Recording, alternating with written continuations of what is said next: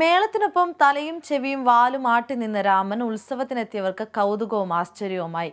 ഒറ്റനോട്ടിൽ ജീവനുള്ള ആനയെ നിർത്തി ഉത്സവം നടക്കുന്ന പ്രതീതി. ബാറ്ററിയിൽ പ്രവർത്തിക്കുന്ന 10.5 അടി ഉയരത്തിലുള്ള ആനയെ തൊട്ടു തലോടാൻ സ്ത്രീകളും കുട്ടികളും മത്സരിച്ചു. തൃശൂർ കല്ലേറ്റുങ്കര ഇരിഞ്ഞാടപ്പിള്ളി മനയുടെ കീഴിലുള്ള ശ്രീകൃഷ്ണ ക്ഷേത്രത്തിലേക്ക് പെറ്റ് ഇന്ത്യ എന്ന സംഘടനയാണ് റോബോട്ടിക് ആനയെ സമർപ്പിച്ചത്. ത്തിനും ആനയെ നടയിരുത്തലിനും ശേഷം ആചാര്യ സംഗമവും തുടർന്ന് എഴുന്നള്ളിപ്പുമുണ്ടായി. പെരുവനം സതീശന്മാരാരുടെ നേതൃത്വത്തിൽ നടന്ന മേളത്തിൽ 50ഓളം കലാകാരന്മാർ അണിനിരന്നു.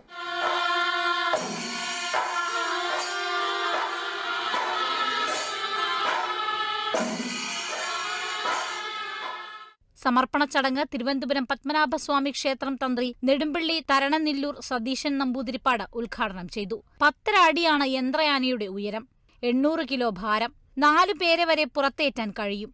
ആനയുടെ തലയും കണ്ണുകളും വായും ചെവിയും വാലുമെല്ലാം എപ്പോഴും ചലിക്കും.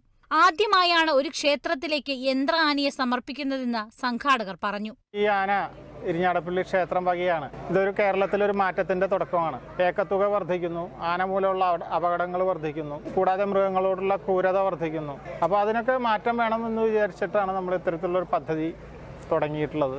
5 ലക്ഷം രൂപയാണ് ഈ ആനയുടെ നിർമ്മാണ ചെലവ്. ദുബായ് ഫെസ്റ്റിവലിന് യന്ത്ര ആനകളെ ഒരുക്കിയ ചാലക്കുടി പോട്ട ഫോർഹി ആർട്സ് ക്രിയേഷൻസിലെ ശില്പികളായ P Prashanth, K M Jinesh, M R Robin, Santo Jose എന്നിവരാണ് 2 മാസം കൊണ്ട് ഇരിഞ്ഞാടപ്പിള്ളി രാമന് ജന്മം നൽകിയത്. അപ്പോൾ ആനകളുടെ ഈ സ്വാഭാവിക ആവാസ വ്യവസ്ഥയിലേക്ക് തിരിച്ചു നൽകാനും അവയ്ക്കും സാമൂഹികമായി കുടുംബമായി ജീവിക്കാനുള്ള അവസരം നൽകിക്കൊണ്ട് നമ്മുടെ ഉത്സവങ്ങൾക്ക് ഭാവിയിലേക്ക് യാതൊരു തടസ്സങ്ങളും ഉണ്ടാവാതിരിക്കാനും പീറ്റ ഇന്ത്യയുടെ ഒരു സമ്മാനമാണ് ഈ എലിഫന്റ്. ഇരുമ്പ് കൊണ്ടുള്ള ചട്ടക്കൂടിന് പുറത്ത് റബ്ബറാണ് ഉപയോഗിച്ചത്. 5 മോട്ടോറുകൾ ഉപയോഗിച്ചാണ് ചലിപ്പിക്കുന്നത്. ആനയുടെ തുമ്പിക്കൈ ഒഴികെയുള്ള എല്ലാം മോട്ടോറിലാണ് പ്രവർത്തിക്കുന്നത്. തുമ്പിക്കൈ പാപ്പാനെ നിയന്ത്രിക്കാൻ കഴിയും വിധമാണ് നിർമ്മാണം. Kerala vision news, Thrissur.